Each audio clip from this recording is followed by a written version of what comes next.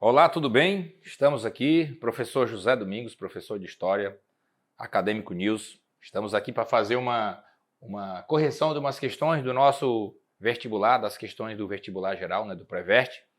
Vamos iniciar essa correção, nós temos aqui, começando com o assunto de pré-história. Vamos lá? Vamos rezar que caiu uma questão dessa natureza para ficar fácil o nosso caminho até a universidade, né?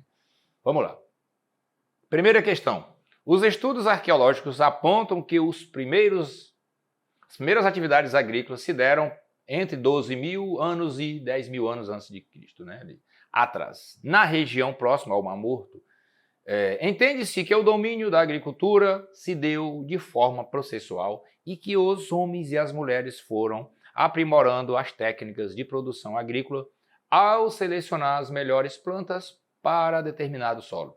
Por exemplo, esse processo possibilitou a transição da vida da caça e coleta nômade para o sedentarismo agrícola, possibilitando inclusive o aumento populacional em grande escala.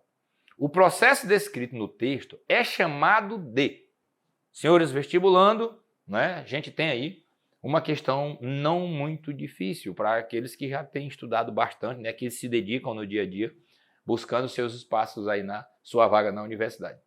Letra A, feudalismo e sistema feudal, né? Os nossos alunos aí do Pré-Veste já têm uma visão bem ampla, né, desses conteúdos. Se nós estamos falando aqui de 12 mil anos, né? Então nós não temos nada a ver com o feudalismo, né? O feudalismo vai começar lá quando caiu o Império Romano em 476 da era cristã, que vem até 1453, ali com a queda de Constantinopla, né? A invasão ali pelos turcos otomanos, né? Então, tá muito diferente. Então, tiramos fora a alternativa A, porque nós não estamos falando de mundo feudal, né? Do sistema feudal. Vamos para a alternativa B. Êxodo rural ou fuga para as cidades. Outra questão que não tem outra alternativa fácil de vocês eliminarem, porque naquela época, 12 mil anos antes de Cristo, nós não tínhamos, na pré-história, não tínhamos cidades, né? Então, a gente não tinha êxodo rural, né? As pessoas viviam naquele período, eram nômades, né? E eram pouco, a população era pouca. A partir da sedentarização é que vai começar a construir os pequenos grupos, né? As tribos, e vai crescendo, né? A população aglomerada. Na alternativa C diz monocultura ou sistema de plantation. Outra questão fácil de eliminar. Outro item, né? Alternativa C. Que ele vai fazer, ó, sistema de plantation. Nós vamos ter sistema de plantation no Brasil colônia. Tá certo? Então, fácil de a gente ir compreendendo. Letra D diz o quê? Revolução neolítica ou revolução agrícola. Professor, aqui está o cerne da nossa busca, né? Ó, nós estamos falando de 12 mil e 10 mil anos de Cristo. Então, revolução neolítica ou revolução agrícola, tudo leva a crer que a questão correta é a letra D, porque a letra E diz, ó, rotação trienal de cultura ou cultura transgênica. Olha aqui, ó. Essa questão de agricultura, a agricultura transgênica é coisa do final do século 20 para o 21, né? Segunda metade do século 20 e 21. Então, errado. A nossa alternativa correta aqui é a alternativa D, né? É a questão correta. Por quê? A gente vai ter aqui, ó, vamos confirmar aqui a nossa questão e a gente faz os comentários ali do nosso, vamos lá? Alternativa da nossa questão 1, alternativa D, revolução neolítica ou revolução agrícola. Alguns pontos a gente pode destacar aqui. Na revolução neolítica, né? Quando o homem sedentarizou-se ali por volta de 12, 10 mil anos antes de Cristo, a gente vai ter um processo de, por exemplo, de crescimento da comunidade, você vai ter a domesticação dos animais, das plantas, a invenção da roda, da carroça, né? E nessa questão da domesticação das plantas e dos animais, é necessário a gente destacar que o ser humano passou a viver melhor, não é? Porque a alimentação dele passou a ter ingredientes, mais nutrientes que ele não tinha antes, né? Porque antes ele só caçava e pescava e era parasita da natureza, né? Agora não. Ele ainda continuou caçando e pescando, mas em menos quantidade, né? Mas ele tinha como complementar a sua alimentação, que foi com a domesticação dos animais e das plantas e a produção de cereais, né? Também é necessário que a gente aborde aqui que aí nesse processo de sedentarização vai começar o processo de estratificação da sociedade, né? Ali vai surgir o chefe religioso, o chefe político, e aí vai se organizando para chegar no estágio que nós estamos hoje. Então, por isso que é chamado de Revolução Neolítica, por causa dessas invenções e a questão agrícola, e aí o homem vai morar sobre as casas, vai construir as casas sobre palafitas, né?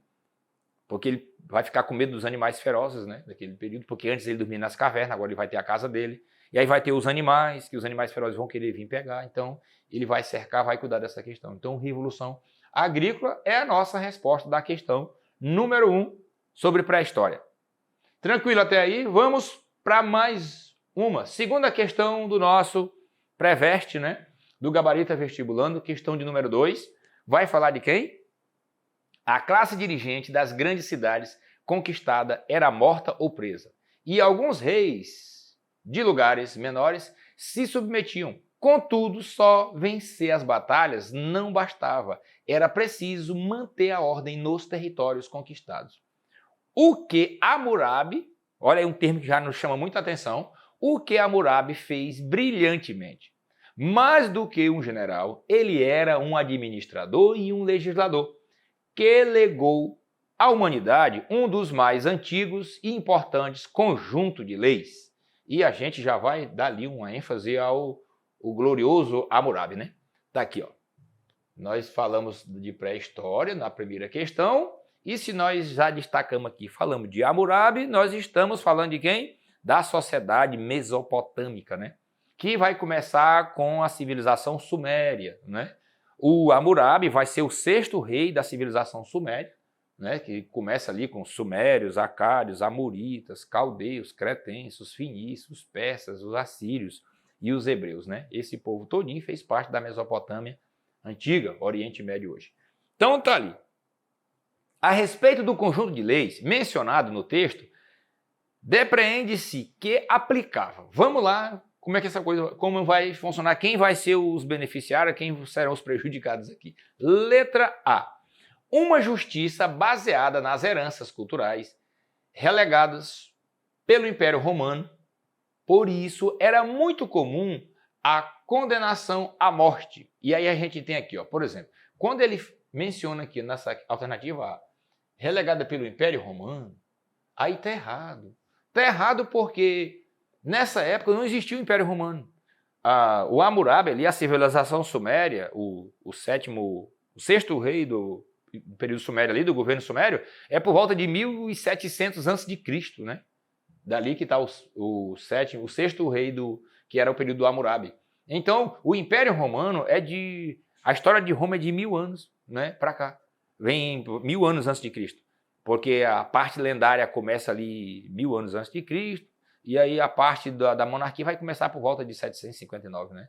759 a 509 é monarquia, que é a primeira parte da história de Roma, então não tem sentido você dizer que isso aqui era um legado relegado pelo Império Romano, porque o Império Romano não existia concomitantemente com o Império, os povos sumérios aí. Então tá errada a alternativa A por essas questões.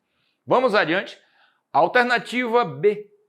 Uma justiça seletiva, vista que membros das classes dirigentes não partilhavam das mesmas penas que pessoas socialmente inferiores. Pelo que se conhece do Código de Hammurabi, da Lei de Talião, que o Código de Hammurabi é baseado na Lei de Talião, dos Sumérios, dá a entender que a nossa resposta da questão 2 é a letra B. Mas nós vamos procurar as seguintes para ver se nós encontramos algo melhor ou se a gente vai descaracterizando as outras alternativas. Na letra C, o que é que diz a alternativa C? As penas com base na lei de Talião, configurando uma representação perfeita da aplicação da igualdade social na Mesopotâmia. Não tinha, isso aqui está errado, ó.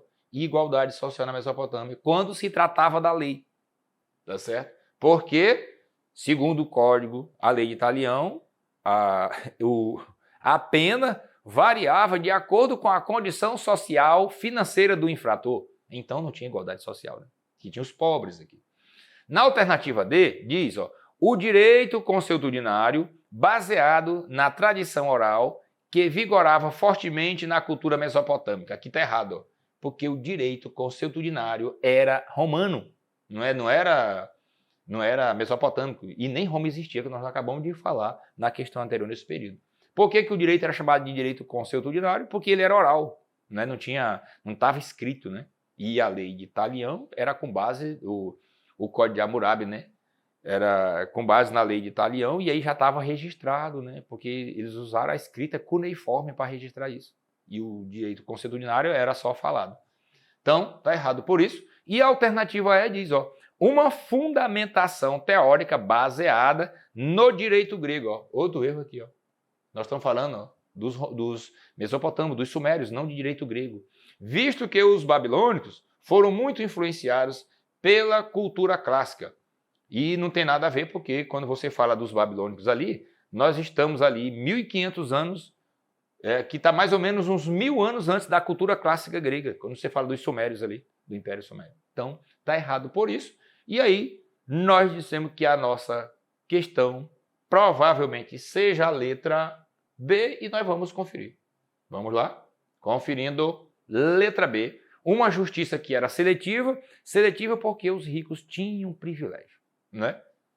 Aquela história de que olho por olho, dente por dente, esse negócio aí, né? Não era bem assim porque, de acordo com a situação do infrator, se ele fosse bem de vida, ele seria livre da pena, né? Então tá lá. Visto que membros da classe dirigente, ó, não partilhavam das mesmas penas que as pessoas socialmente inferiores, tinha privilégio para as classes aristocráticas, né? Podemos assim dizer. Então, vamos, tá aí letra B. Senhores vestibulandos, né? O nosso pessoal do gabarito, né? Vestibulando, vamos para a questão 3. Na terceira questão, saímos do império dos sumérios, da Babilônia, e vamos para o mundo romano. Vamos falar do cristianismo. Leia o excerto a seguir, que trata da expansão do cristianismo. Nos seus primeiros tempos, a igreja parecia envolvida numa contradição que, no entanto, se revelaria à base do seu poder na Idade Média. Ao negar diversos aspectos da civilização romana, ela criava condições de aproximação com os germanos, né? Ao preservar vários outros elementos da romanidade, consolidava seu papel no seio da massa populacional do Império. Desta maneira, a Igreja pode vir a ser o ponto de encontro entre aqueles povos nascidos nos quadros do Império Romano. A Igreja ia, aos poucos, preenchendo os vazios deixados por eles. A Igreja passava a ser a herdeira natural do Império Romano. Seguimos nós. Assinale a alternativa que não, tá lá, ó. Atentai-vos para o termo, ó. A gente tá falando de quem, ó? Da alternativa, ó, que não condiz, ó, com a ascensão e com a afirmação do cristianismo e da igreja cristã. Ou seja, é como se nós estivéssemos buscando a questão incorreta. Vamos lá. Letra A. A queda do Império Romano foi motivada pela perseguição aos cristãos, cuja crença chocava-se com os respeitos religiosos dos romanos pelos seus imperadores, que eram considerados como deuses. E aí? Pelo nosso entendimento, essa questão tem muitos elementos que não condizem com o fim do Império Romano. Um exemplo, ó, a queda do Império Romano foi motivada pela perseguição aos cristãos.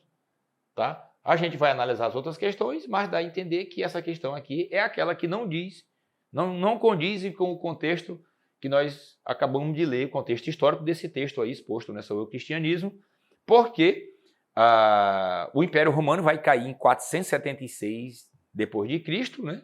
E essas perseguições religiosas, perseguição aos cristãos, elas foram muito intensas no início do primeiro século, no segundo século do Império Romano, tá certo? Mas seguimos adiante, deixamos aí a letra A como a possibilidade de ser a questão certa. Letra B. A ascensão do cristianismo em Roma foi lenta no início os cristãos foram perseguidos e somente no século IV, no reinado do imperador Constantino, a igreja cristã pôde atuar livremente. E aí, como nós estamos buscando a questão que não condiz com o contexto, nós já suspeitamos aqui, né, da letra A letra B está correta. Quando ela diz, né, que ela vai falar aqui, ó, os cristãos foram perseguidos, e no século IV, por exemplo, aqui um dos exemplos aqui é 313, quando Constantino vai editar o famoso Edito de Milão, né, que é tipo um decreto, né, o famoso Edito de Milão, que aí os cristãos vão poder, ó, tá aqui, ó, a igreja cristã pode atuar livremente a partir do Edito de Milão, que é 313, tá certo? Então, que é século IV. Então, correta a alternativa B. Na alternativa C, diz o seguinte: na transição entre a Idade Antiga e a Idade Média, as massas miseráveis convertiam-se ao cristianismo, pois esperavam que Cristo, ao retornar ao mundo, os aliviasse da opressão. Outra questão que está correta, um exemplo, muitos dos bárbaros que destruíram o Império Romano depois foram convertidos ao cristianismo, né? Aquelas massas tinham essa esperança de que a dor deles fosse aliviada, né, com a conversão ao cristianismo, muitos deles. A letra D, o C está correto, e o D diz: o poder da igreja cristã na sociedade medieval era decorrente da forte centralização do governo eclesiástico, né, que é a centralização em Roma, sediada em Roma, em face da pulverização do poder político dos senhores feudais, leigos e da consequente sujeição destes ao clero romano. Tá certo? Porque na Idade Média nós tínhamos 3 classes, né? A sociedade era trinitária. Né? Você tinha o clero, os nobres, que eram os senhores feudais, e os vassalos. E os nobres eram submissos à igreja. A igreja tinha muito poder na Idade Média, né? Então, correta aí a sujeição destes ao clero, né? Que a igreja era a primeira instituição da Idade Média. E a igreja cristã desempenhou o papel fundamental na sociedade feudal, não só por ser grande proprietária de terra, que a igreja tinha muita terra, rebanho de carneiro, ouro, né? E essas terras eram justamente os senhores feudais que doavam para a igreja, né? Mas também, por ter moldado toda a concepção de mundo que permeava diversas camadas sociais. Quando ele diz aqui, que moldou as concepções de mundo, diversas camadas sociais, a igreja na Idade Média, ela influenciava na sua vida econômica, social, política e espiritual, né? Todos os aspectos. Tá certo? Então, tá aí, nós suspeitamos ali que a nossa questão correta é a letra que a questão que não condiz com o contexto é a letra A, porque todas as letras da B até a D são contextos pertinentes ao papel da igreja, o crescimento do cristianismo no final do Império Romano e na Idade Média. Vamos lá? Vejamos se confirma a nossa suspeita. Está ali, letra A, senhoras e senhores vestibulandos do Gabarita Vestibular. Está ali, a queda do Império Romano foi motivada pela perseguição aos cristãos. E aí está errado. O que motivou, um dos fatores principais que motivou a queda do Império Romano foi a escassez de mão de obra de escravos. Porque na metade do Império Romano as invasões vão diminuindo, né, nos outros países, e as pessoas que eles pegavam traziam para ser escravo e eram destinadas à lavoura no Império Romano. E com a escassez de mão de obra, a lavoura entra em decadência. É um dos fatores, né, que vai derrubar o Império Romano, não a perseguição aos católicos, aos cristãos. Porque quando fala em perseguição aos católicos aqui, o que vai acontecer? Nesta fase, como eu comentei anteriormente, lá no governo do Constantino, em 313, com o Edito de Milão, os cristãos passaram a ter a liberdade de culto, né? E tanto é que aqui que ele vai dizer, respeito religiosos, né, que mais romanos, pelos seus imperadores, que eram considerados deuses. Um outro exemplo, no final do século IV, lá em 383, saiu um outro documento chamado de Edito de Tessalônica, né? Que o Edito de Tessalônica fez com que o cristianismo, que saiu de religião perseguida nos primeiros séculos do período romano, para ser a principal religião do império, a partir de que o Teodósio assinou o Edito de Tessalônica. tá certo? O primeiro edito de Milão, que permite o culto, que é 313, aos cristãos, que era proibido, né? Que eram perseguidos. Deixou de ser perseguido com o edito de Milão. E aí, com o edito de Tessalônica, que é um outro documento, a religião oficial do Império Romano passa a ser o cristianismo. Ou seja, uma ascensão, né, de perseguido à religião principal do Império Romano, o cristianismo. Daí em diante, 476, o Império Romano cai e a igreja começa a crescer, né? Principalmente ali com as ações do Império Carolíngio, né? Que tomavam as propriedades do Império Bizantino e doavam para a igreja alguns bens, né? Naquele período. Tá certo? Então, tá aí. Questão 3 do nosso pré-veste, gabarita vestibulando. Questão 3 sobre o Império Romano, cristianismo, alternativa A, não condiz com o texto anterior, né? Vamos para a quarta questão do nosso gabarita. Vamos lá, Império Marítimo. Vamos, Baixa Idade Média, grandes navegações, a próxima questão. Tá lá. O Império Marítimo Português começou a ser construído com a tomada de Ceuta em 1415 e foi extinto com o reconhecimento da independência da Guiné, do Cabo Verde, de São Tomé e Príncipe, Angola e Moçambique em 1975. Isso aqui é interessante, ó. Os nossos queridos alunos do pré-veste, que já têm uma visão mais ampla do contexto que lhes espera nessas questões, é interessante fazer aqui um link aqui, ó. Por exemplo, esses países africanos que estavam sob o domínio europeu português desde a Baixa Idade Média, ali do século XV, né?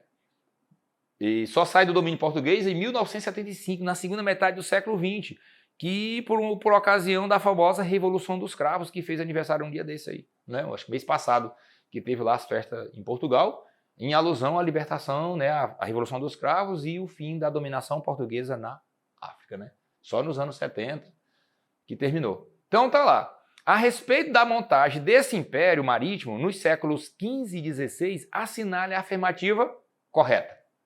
Vamos lá. A tomada de Ceuta expressou inicialmente um espírito de cruzada e uma afirmação do expansionismo da dinastia de Avis, né? Dinastia de Avis, que ascendeu ao trono português depois da Revolução de Aves de 1383 a 1385. Aí Dom João foi alçado ao trono português, Dom João Mestre de Aves, né?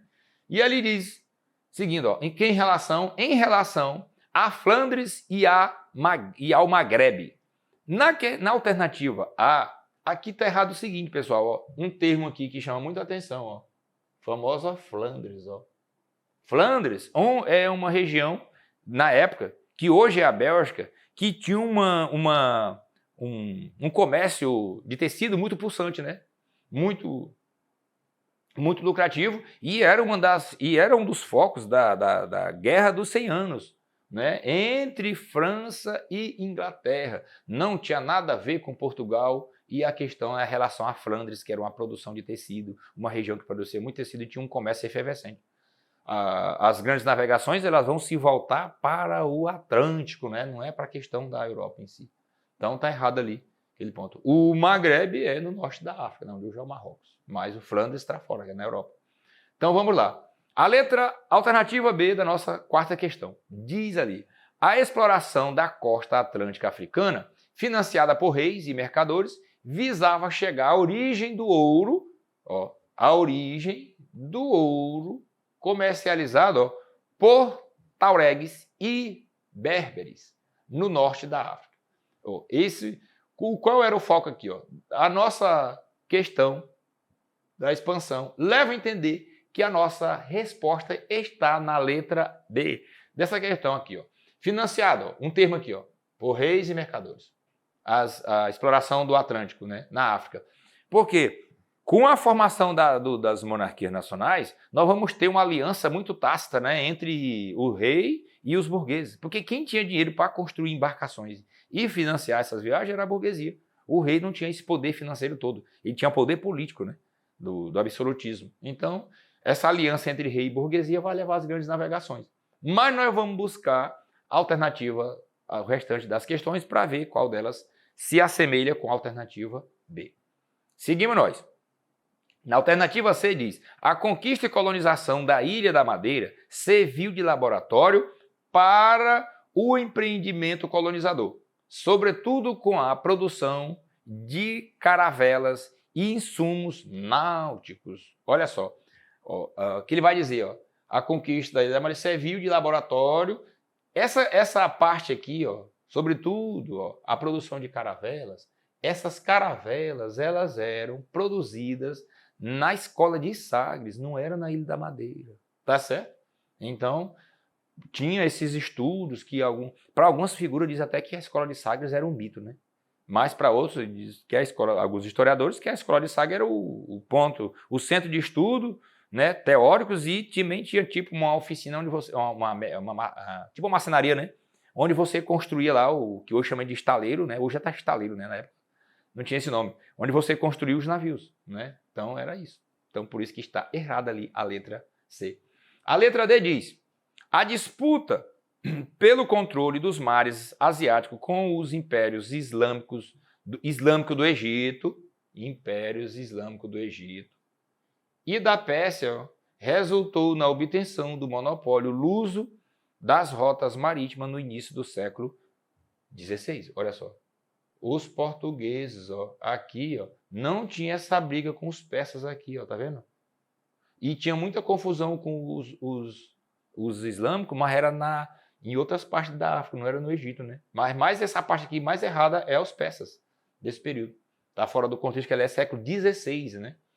Os persas, nós falamos dos persas lá na história antiga, oriental, os persas estão lá muito antes de Cristo, né? Na letra E diz, ó, a consolidação da hegemonia no Oceano Índico levou à criação do Estado da Índia, um conjunto de reinos submetidos ao poder, ó, político, religioso de Portugal, né? Aqui vai estar errado de novo, ó, em questão, ó, o conjunto dos reinos submetidos ao poder político e religioso de Portugal.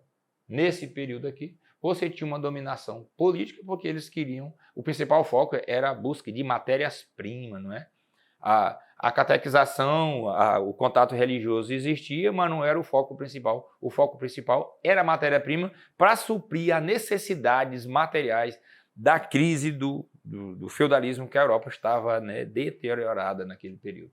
Então, nós temos ali como a letra B como correta. Vamos lá, se a gente confirma lá a nossa suspeita ali. Tá lá, ó. Vamos lá. Letra B, a exploração da costa do Atlântico africana, financiada por reis e mercadores, né? Que a burguesia entra aí com a aliança entre o rei e a burguesia, e queriam chegar na origem, ó, a busca do ouro, para saber de onde é que estava sendo o ouro, que aquele povo lá dos Tuaregs e os bárbaros negociar, onde que eles arrumavam aquele ouro para negociar com o povo do Oriente, em lombo de camelo. Eles trocavam por porcelana, por tapete, por uma série de produtos do Oriente e levavam de volta para a África. Está aí a origem, né? É que a origem era material, não é? Letra B. Vamos para a nossa quinta questão do nosso gabarito vestibulando do vestibular do Preveste. Saímos das grandes navegações, vamos para a segunda metade do século XVIII. Está lá, ó, a obra do Marquês de Pombal, realizada ao longo de muitos anos, de 1750 a 77, que foi a duração do governo de Dom José I, do reinado, né? Que o Pombal era primeiro-ministro do rei Dom José, representou um grande esforço no sentido de tornar mais eficaz a administração portuguesa no interior, modificações no relacionamento metrópole-colônia.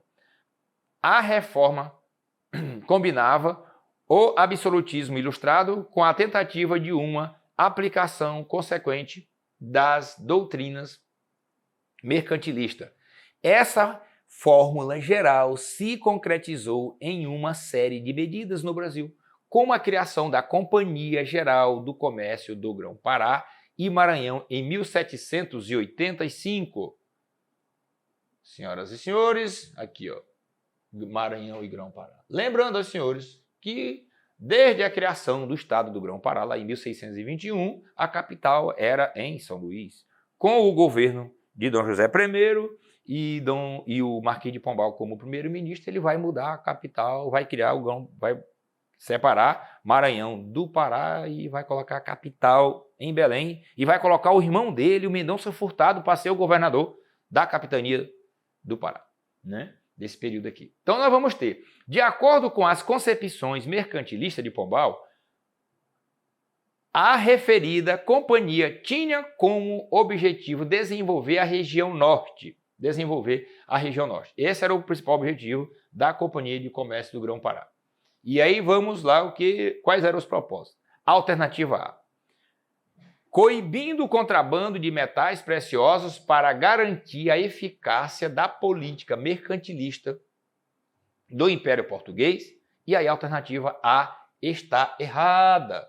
Alternativa A. Porque nesse período, na metade do século XVIII, a gente não tinha exploração de ouro aqui nessa região, na região norte, né?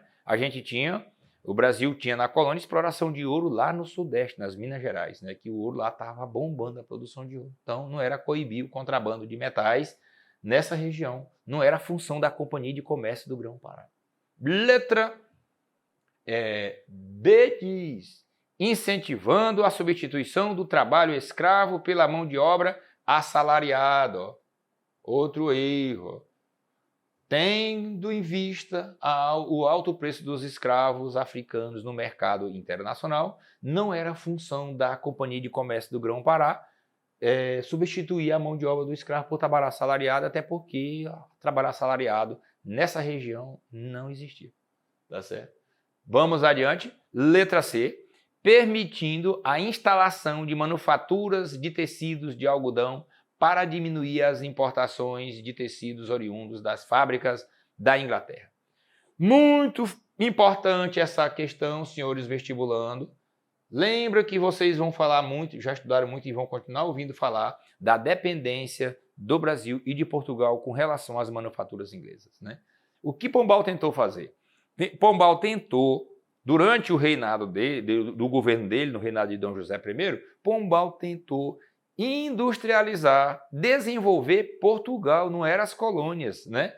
Porque nas colônias vai chegar o ponto, até que depois do governo de Dom José I, que Dona Maria I assumiu, em 1785, vai sair um alvará, chamado Alvará de Dona Maria I, em 1785, que vai proibir manufatura na colônia, nas colônias portuguesas. Porque as colônias não tinham que ser autossustentável, por exemplo, produzir para vender e se manter. As colônias, qual era o papel delas? Consumir a produção que vinha de Portugal. Por isso que ele vai implementar a questão da industrialização em Portugal, tentar desenvolver, que a Inglaterra estava nesse processo, ou a França, né? Ele vai tentar fazer isso com Portugal, para produzir manufaturados, mas as colônias seriam consumidores e não implantação de indústrias de manufaturados nas colônias. Por isso que está errado. Letra D. Estimulando a livre concorrência entre os produtores locais para dinamizar a economia colonial e a exportação das drogas do sertão, né? E aí está certo, errado, porque não era função da Companhia de Comércio estimular a livre concorrência entre os produtores locais, nessa função aqui. Então, está errado aí. E nem droga do sertão, porque nesse período aqui, a droga do sertão já estava quase zero, né? Apesar de existir até hoje, mas não era o principal foco, né? A droga do sertão foi muito forte no Brasil no século XVII, né? A extração e o envio para Portugal. A letra E diz, oferecer preços atraentes para as mercadorias produzidas para serem transportadas com exclusividade nos navios da companhia, que era a Companhia de Comércio do Grão-Pará. Esse era o principal objetivo dessa obra, desse contexto descrito que Pombal protagonizou no Brasil na segunda metade do século XVIII. A alternativa é a questão certa. Vamos lá? Conferindo aqui, nós temos aí, cadê você? Vamos lá. Vamos conferindo.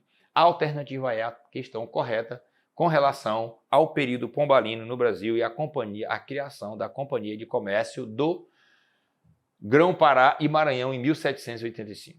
Tá certo? Letra E. Vamos para a nossa questão 6. Sexta questão. Senhores vestibulandos, muito presente nas nossas provas a questão da economia açucareira no Brasil colonial.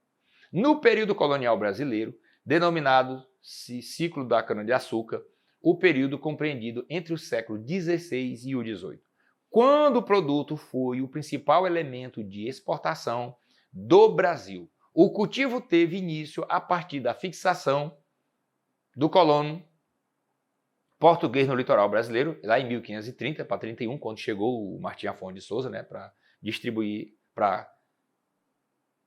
o nosso litoral nas capitanias, né? E quando foram criadas as capitanias hereditárias, como forma de organização política e territorial. A empresa açucareira brasileira foi uma das maiores atividades econômicas agrícolas do mundo ocidental. Açúcar no Brasil, colônia. Dentre as alternativas abaixo, assinale aquela que contém informações verdadeiras sobre o contexto açucareiro. Letra A.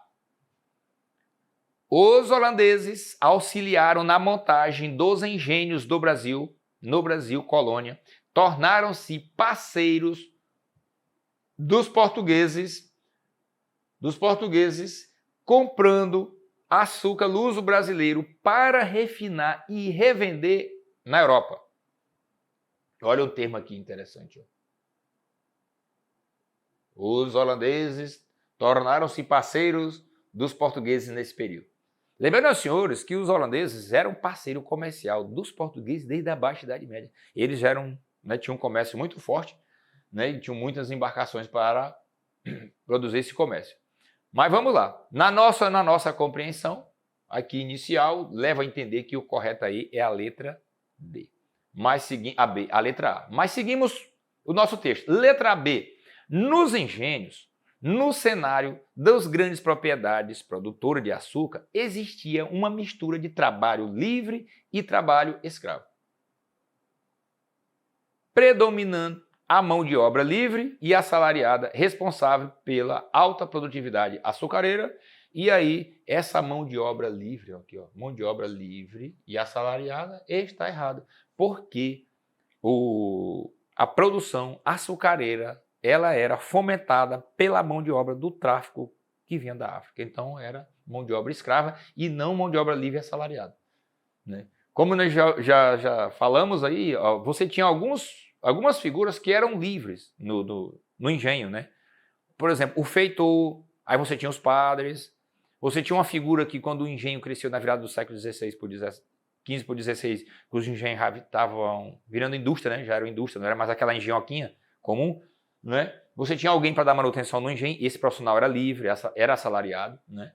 Mas não, a força motriz do engenho era escravo e não profissionais liberais e nem assalariados. Então tá errado aí.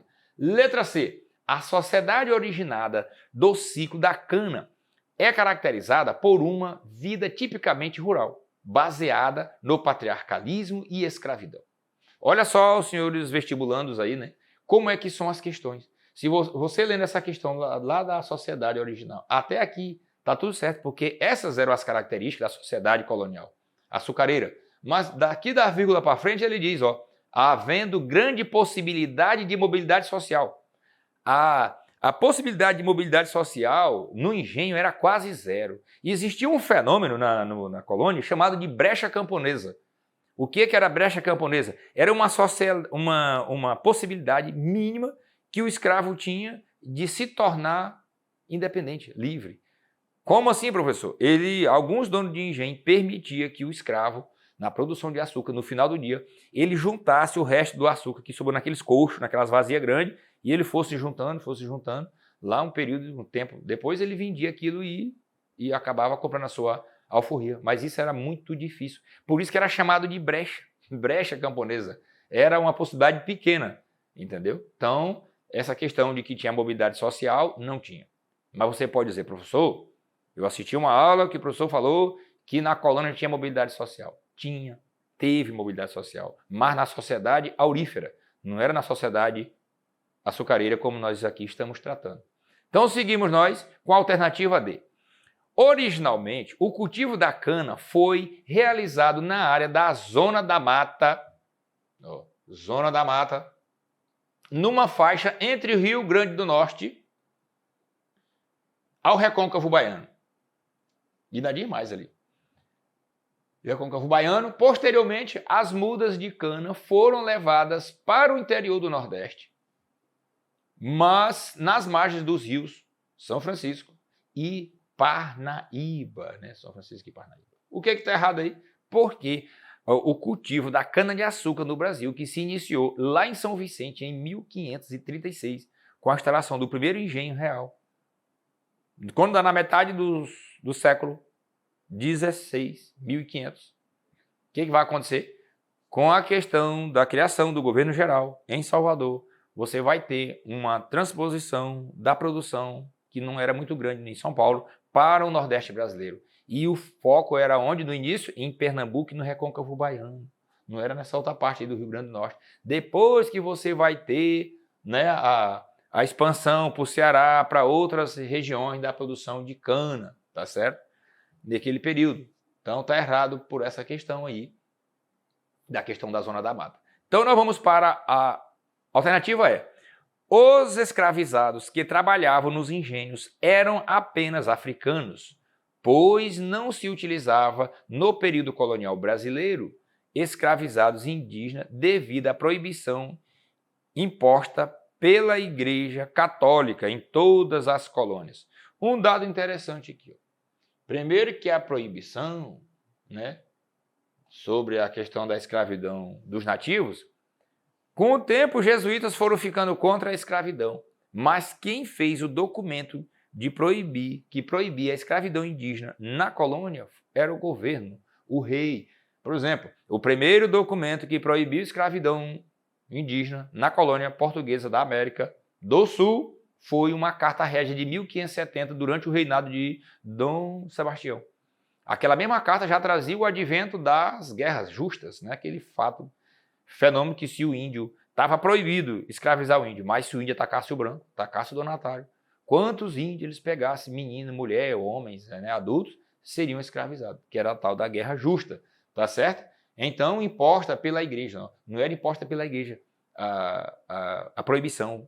A igreja era contra, mas quem tinha poder de impor, de criar lei, era o rei, não era a igreja, não é? E toda a colônia, quando ele diz isso aqui, em toda a colônia, está errado, porque apesar de existir a proibição, existia a lei que proibia a escravidão indígena, era poucos os escravos, né? Não tinha índio, por exemplo, na produção de cana, os indígenas, mas em outras atividades da lavoura, no Brasil tinha escravidão indígena.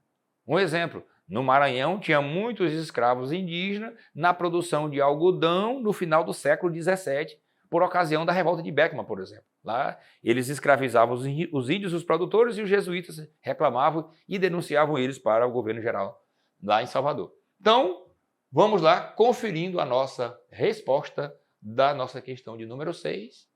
Tá ali, ó, letra A. Os holandeses, né, que o dinheiro para plantação, para custeio da produção de açúcar no Brasil, na segunda metade do século XVI, era dos holandeses.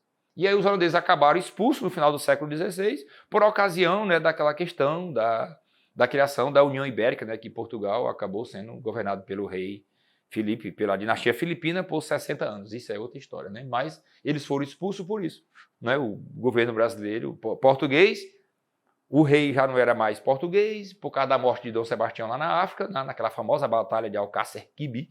Não acharam o cara até hoje, né? E aí o rei da Espanha invadiu Portugal e domina Portugal e todas as suas colônias, e os holandeses foram expulsos daqui por essa questão, né? No final do século XVI. Isso fez com que eles voltassem a invadir o Brasil, por exemplo, o Nordeste, né? No século seguinte, né? Então, vamos para a questão de número 7. Saímos da colônia, né, do açúcar, passamos aqui para o Brasil, República Velha. Estamos lá nos anos 20, senhores vestibulandos. Diz ali, o movimento tenentista, na década de 1920, engloba a revolta do Forte de Copacabana, que foi em 22, a revolta de 24, que foi em São Paulo, e a famosa Coluna Preste, de 24 a 26. Nenhuma dessas revoltas produziu efeitos imediatos na estrutura política brasileira, mas mantiveram aceso a chama da revolta contra o poder e os privilégios das oligarquias. associado a outras questões econômicas e políticas nos anos que se seguiram. Esse movimento levou a... Qual é o movimento que nós estamos falando? Vamos aqui para o nosso. Nós estamos falando de quem? Do movimento tenentista. Ali, na década de 20, principalmente em 22. Nós já vimos, né? Vocês têm conhecimento que o ano de 22 no Brasil foi fundamental para compreender a nossa história, porque muitos fatos aconteceram em 1922. Entre eles, o movimento tenentista, a Semana de 22, que foi em fevereiro de 22, né? A criação do Partido Comunista em 22. Então, muitos fatos históricos desse período. E aí pergunta ali, ó, esse movimento levou a República do Café com Leite. E aí nós temos lá, levou a República do Café com Leite, ali está errado, não é? Porque a República do Café com Leite começou começa ali, você tem o início da República em 89, o governo provisório, depois o governo do Deodoro, que não dura nem um ano, né? De fevereiro de 91, ele acaba em novembro do mesmo ano, depois tem o Floriano, e aí a República do Café com Leite, ela vai ser um fenômeno político no Brasil que vai ser implantado a partir ali do governo do Campos Salles, né? Você tem o primeiro governo presidente civil, que é o Prudente de Moraes, eleito em 1894, e em 98 tem eleição, e ali começa já com a política dos governadores, a política do café com leite, está aí entrelaçada nesse cenário, na transição do governo do Prudente de Moraes para o governo do Campos Salles, que vai de 1898 a 1902. E aí começa essa política. Então, não tem nada a ver, porque o movimento tenentista foi em 22, né? Revolução Constitucionalista de 37. Lembrando aos senhores vestibulando que nós não tivemos Revolução Constitucionalista em 37, queridos vestibulandos. Por quê, professor? Professor, mas eu ouvi falar que nos anos 30 teve uma Revolução Constitucionalista. Teve, mas a Revolução Constitucionalista dos anos 30 foi em 1932, que é aquela guerra civil entre que São Paulo enfrentou as tropas federais, né, que durou mais ou menos 3 meses ali. Tá certo? Então, nós não tivemos Revolução Constitucionalista em 37, a Revolução foi em 32. Tá certo? Tá errado. Então, sempre buscando aqui, ó, esse movimento levou a letra C, Revolução de 30 e o fim da República Velha. Tá aqui, ó. A nossa resposta, quase que 100%, tá na letra C.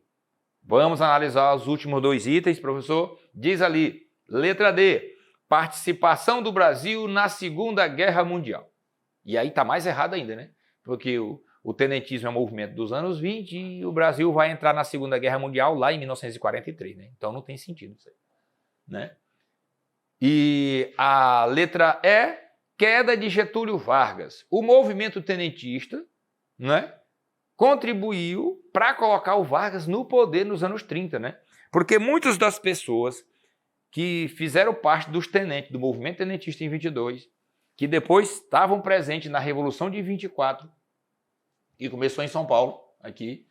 Depois, esse mesmo pessoal, esses mesmos militares acabaram integrando, eles saem de São Paulo, vão para o Paraná, vem uma tropa de militares do Rio Grande do Sul, liderada pelo Prestes, que chega no Paraná, eles se juntam, né? O povo de São Paulo, acho que era comandado por Isidório Dias, com o Prestes, no Paraná, e aí forma a Coluna Prestes. Daquele povo que compôs a Coluna Prestes, muitos deles vão ser, ou quase todos, foram convidados a ajudar a tomar o poder do Washington Luiz, em 30, para colocar o Vargas no poder, e muitos acabaram integrando o próprio governo do Vargas no início do Vargas. O tenente não contribuiu para a queda de Getúlio Vargas, que deu lá em outubro de 1945. Que ele foi deposto do cargo. Então, aqui está errado.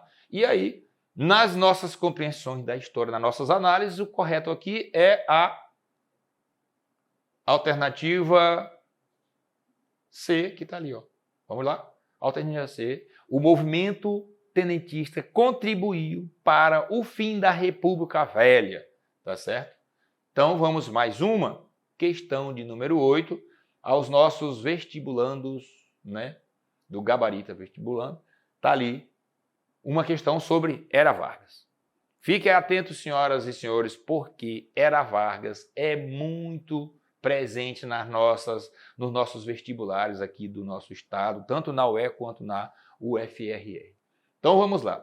Ao longo de 1937, desenrolou-se a campanha para a eleição à presidência da República. O então presidente Getúlio Vargas, apoiado pelo seu círculo próximo, não estava disposto a abandonar o poder. Trocou os comandos militares nos estados, interveio em alguns deles e negociou o apoio de governadores em outros. Em 10 de novembro de 1937, tropas da polícia cercaram o Congresso Nacional e impediram a entrada dos congressistas. Vargas colocou os partidos políticos na ilegalidade e aboliu a Constituição de 1937.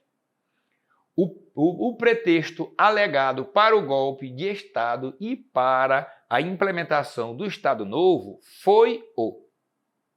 Qual foi daqueles dali da letra a letra E, que foi usado como alegação para implementar o famoso Estado Novo no Brasil, a ditadura da Era Vargas de 37 a 45.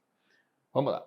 Professor, eu marquei o plano de meta. Se você marcou o plano de meta, você está totalmente errado com relação aqui, ó. Nós estamos falando de 37 a 45, né? Isso, iniciando ali em 37, em novembro de 37. Esse plano do Vargas de não abandonar o poder, até porque ele tinha chegado ao poder em 30 na marra, ele não teria sido eleito, né? Ele foi eleito indiretamente em 34, com a Constituição de 34. A Constituição dizia que o primeiro presidente ali teve a eleição em 33, elegeu lá os parlamentares, porque ele tinha fechado o Congresso em 30, e aí em 34 elaborou-se uma nova Constituição e ela dizia que a eleição era no Congresso Nacional, a eleição era indireta. E aí o Vargas foi eleito indiretamente. Só que a Constituição dizia que a segunda eleição, que seria em 38, era direta, com a participação do povo. Aí ele, apegado ao poder, não quis abandonar e usou uns pretextos aí para se manter no poder. Entre eles, a letra A. Está errado porque ele não usou o plano de metas, né? Ele vai usar aqui, ó, nesse contexto aqui, o plano de meta é lá do JK, é um plano econômico do JK, né? JK, que foi presidente da República de 56 a 60, né? O JK. Está errado. Projeto Brasil Potência. Esse está mais errado ainda, não tem nada a ver com a questão da implantação do Estado Novo. Porque o Projeto Brasil Potência é um projeto do governo militar que um dos elementos principais era as usinas nucleares, por exemplo, de Angra dos Reis, uma delas, né? O Projeto Potência do governo militar estava com aquelas obras ali. Então tá errado, que é lá nos anos 70, né? Do governo do Médici e do Geisel. E aí, a letra C, Plano COI. Pelos nossos estudos, fácil de entender, o famoso Plano COI, que leva, pelo contexto que nós temos aqui de 37, que não quis abandonar o poder, né? Nós já aprendemos que o Vargas vai, junto com uma figura chamada de Alípio Mourão Filho, um militar próximo ali do Vargas, é ele que vai bolar esse plano mirabolante e criar uma primeira fake news na história do Brasil, que é isso aqui. Nós vamos já conferir, né? Aqui, ó. A letra C. O porquê? A letra D está errada porque o plano real está muito distante aqui, né? O plano real é de 1994, do dia 1º de julho, o plano que trouxe a nossa estabilidade atual da economia, da nossa moeda. Foi lá no governo do Itamar Franco, né? Plano real. E o famoso plano Geisel-Golbery, que é também um plano do governo militar. Esse Golbery aqui era uma figura que era o mentor das ideias dos militares, no caso do presidente Geisel, né? Então é anos 70. E aí, a resposta da nossa questão 8 é a letra C. Conferindo ali, ó, vamos lá. Dali, letra C, foi o Plano COI, um plano idealizado pelos militares, que eu já falei, o Alípio Mourão Filho, né? Que vai escrever essa carta, e naquele documento ele diz que os comunistas iam invadir, ia tomar as empresas do povo, ia invadir as escolas, matar as crianças, e inventaram mentira que não tinha nem fundamento, uma série delas. Então eles arrumaram o Plano COI, foi um pretexto por Vargas permanecer no poder e cancelar as eleições, que já tinha gente contando com o apoio do Vargas, né, para a eleição de 38, e ele acabou dando um golpe e colocou interventores nos estados e permaneceu até 45 no poder. Tá certo aí? Nossa oitava questão, senhores vestibulandos, letra C. Vamos para a nossa nona e última questão. Saímos da Era Vargas, viemos para a Nova República. Tá ali. Em 1985, com o fim do mandato presidencial do general João Figueiredo, o cargo máximo do poder político brasileiro voltava a ser ocupado por um civil, iniciando assim o que se chama de Nova República, né? Etapa da nossa história que se estende até os dias atuais. E aí a gente vai ter, nas alternativas abaixo, assinale aquela que contém informações verdadeiras sobre a Nova República Brasileira. Vamos lá, Nova República, nós temos vários pontos que nós podemos destacar aqui. Na letra A, nós estamos buscando a questão certa sobre a Nova República. A letra A diz, no quesito economia, todo o período da Nova República foi marcado pela estabilidade da moeda, pelo controle da inflação e baixas taxas de desemprego, desde o sucesso do Plano Cruzado, implementado durante o governo do presidente José Sarney. Queridos vestibulandos e vestibulandas, a alternativa A está toda errada. Primeiro, todo o período, quando ele fala, todo o período da Nova República, né? Tá ali, ó, foi marcado por estabilidade da moeda. E aí está errado, porque, por exemplo, durante o governo do Sarney, nós tivemos Plano Cruzado, Cruzado Novo, né? Plano Brescia, que era um ministro da economia do Sarney. Então, esses planos foram criados porque a nossa economia ela era instável, né? Nós éramos tipo assim uma Venezuela dos dias atuais aí, né? Com a nossa moeda muito fraca, né? Então a gente não tinha tudo que diz aqui, ó, não existia. Ó. Plano Cruzado, ó. O Plano Cruzado foi um fracasso e não um sucesso, tá certo? Nesse período, então, tá errada a alternativa A por essas questões. Vamos para a alternativa B. Os grupos sociais, denominados minorias, obtiveram uma ampliação de seus direitos na Nova República, como a demarcação das terras indígenas, porém, no tocante aos direitos do consumidor, não houve avanços ou a criação de leis ou códigos específicos na área. E aí está errado, porque foi durante a República. Está errado porque durante a Nova República, a gente teve, por exemplo, na Constituição de 88, várias categorias tiveram seus direitos garantidos, né? E está dizendo que não houve avanço, né? Nas leis, nos códigos específicos, né? No tocante ao direito do consumidor, porque está errado, porque é desse período aqui o Código de Direito do Consumidor, não é? Letra alternativa C, sobre a nossa Nova República. A estabilidade da democracia foi posta em questão duas vezes durante a Nova República. A primeira, quando ocorreu o processo de impeachment do presidente Fernando Collor e a posse do vice Itamar Franco, e a segunda foi a realização do plebiscito no ano de 1993, quando a República Parlamentarista foi aprovada no Brasil. Senhores vestibulandos e vestibulandos, a alternativa D está errada pelo seguinte, porque, aqui na C quer dizer, né? Ó, quando a República Parlamentarista foi aprovada no Brasil, e aí está errado. Porque em 93 nós tivemos o plebiscito, em 93, que já estava previsto na Constituição de 88, o plebiscito foi realizado em 93, mas nós não aprovamos o parlamentarismo no Brasil, né? Nós mantivemos uma república presidencialista. Eu tive o privilégio de estar naquela eleição para confirmar o presidencialismo no Brasil em 93, no governo do Itamar Franco. Então, é falso, porque nós não tivemos parlamentarismo na Nova República. Professor, mas eu já ouvi dizer que o Brasil foi parlamentarista. Foi, por duas vezes. O Brasil foi parlamentarista no segundo reinado, de 1847 a 89, e o Brasil foi parlamentarista com a renúncia de Jânio Quadros em agosto de 61 até janeiro de 63. O Brasil foi parlamentarista na República Liberal, não na Nova República. Por isso que está errada a alternativa C. Vamos para a análise da alternativa D. Uma das características do período da Nova República é a garantia da liberdade de associação e de reuniões.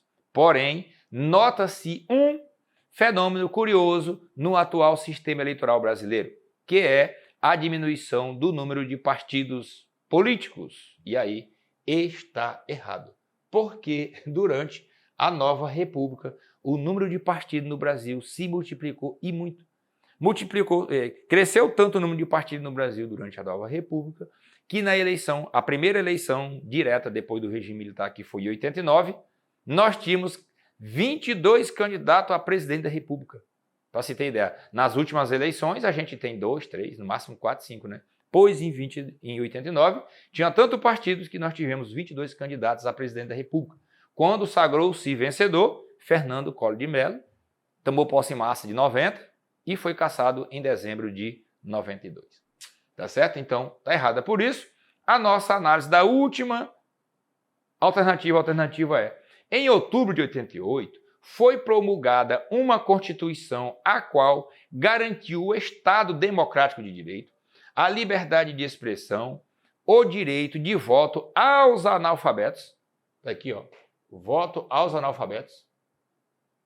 A expansão dos direitos trabalhistas aos trabalhadores rurais e a criação do segundo turno das eleições. Tá aí. Essa é a alternativa correta com relação ao texto que fala da nossa Nova República. A alternativa é, vamos conferir aqui, vamos lá? Tá aí, ó. A Constituição que foi promulgada em 10 de outubro de 88, foi a nossa última Constituição, né? Garantiu todos esses direitos. Um exemplo lá, por exemplo, o direito de voto ao analfabeto. Senhores vestibulandos, o analfabeto que teve direito de voto reconquistado em 88, há 30 e poucos anos, no Brasil, ele deixou de votar lá foi proibido, na verdade, de votar em 1881, quando foi feita uma reforma eleitoral no segundo reinado, que para votar teria que saber ler, né? E a grande massa da população brasileira era analfabeta nos anos do século XIX, né? Então, passou de ter direito a voto. Os direitos trabalhistas, né? E o advento do segundo turno, que nós não tínhamos. E aí as eleições passaram a ter segundo turno no Brasil, assegurado na Constituição de 88. E já que falamos em segundo turno, nunca é demais, né? Falando de Nova República, já que aqui falou em segundo turno, o advento da reeleição, que não estava nessa Constituição, foi uma emenda idealizada por Fernando Henrique Cardoso em 1997, no penúltimo ano do primeiro mandato dele, né? Que ele tomou posse em 95. E aí ele articulou com o Congresso Nacional, e o Congresso Nacional gosta de um realzinho, né? E aí os meninos foram tudo e votaram lá, a grande parte votaram a favor da emenda, e aí o Brasil passou a ter direito à reeleição para cargos do Executivo. Foi uma emenda apresentada pelo Fernando Henrique em 97. Não estava na Constituição e hoje ela está presente nas nossas vidas aí. Tá certo, senhores? Então, essa era a nossa última questão sobre Nova República, destinada à correção de questões para os nossos estudantes do Gabarito Vestibulando, né?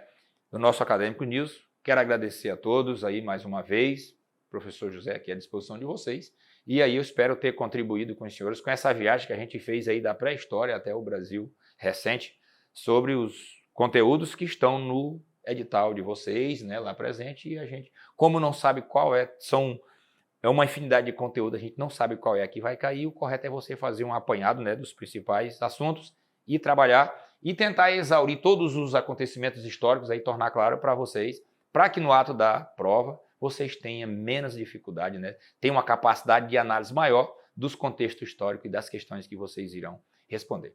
Um abraço a todos e fiquem com Deus.